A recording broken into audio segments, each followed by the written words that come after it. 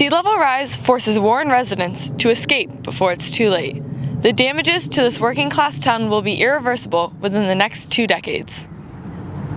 Projections show that by 2035, Warren will suffer property loss due to sea level rise and intensified storms.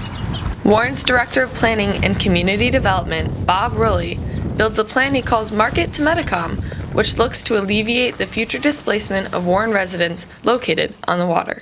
I'm Bob Rulli. I am the Director of Planning and Community Development for the town of Warren. When you have a high tide event or a significant storm event, you've got surging water coming from north to south, meeting water that's draining from the wetlands. So after Ida in early September, where we had a significant amount of rain in a short period of time, that resulted in the flooding that we saw on Child Street and the loss of that property because you had so much water coming in 2 different directions that it had nowhere else to go. I think that telegraphs a growing concern for people here that we're going to see more repetitive flooding events and what impact that will have on property insurers, whether they'll continue to insure properties here or will that result in an increase in premiums to homeowners. Businesses near the house that was condemned due to flooding are on high alert for severe storm events. Local business owner Lucas DeSouza is concerned for the damages floods would have on the foot traffic in his shop.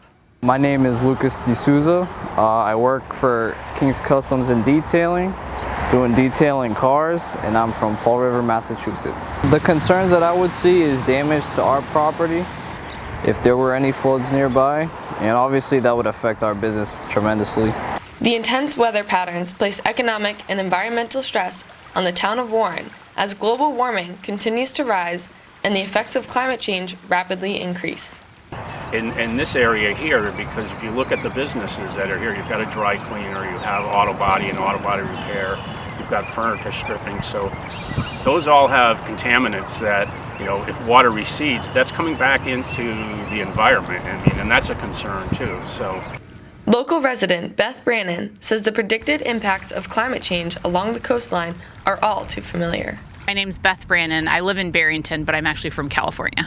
I think we are all contributing in ways that will make it nearly impossible to be near the ocean in safe and equitable and accessible ways. I already come from a place in California where no one but billionaires can be on the ocean in the first place. And it feels like out here in Rhode Island, that's been a nice change. And the more we encroach on sort of the safe, accessible places for everybody, the more inequitable it's going to get, again, even out here. Concerns for the protection of the coastal residential areas of Warren grow as sea levels rise and the coastal community prepares for the inevitable changes. Reporting from Warren, Rhode Island for Roger Williams University Journalism, I'm Kristen Dansereau.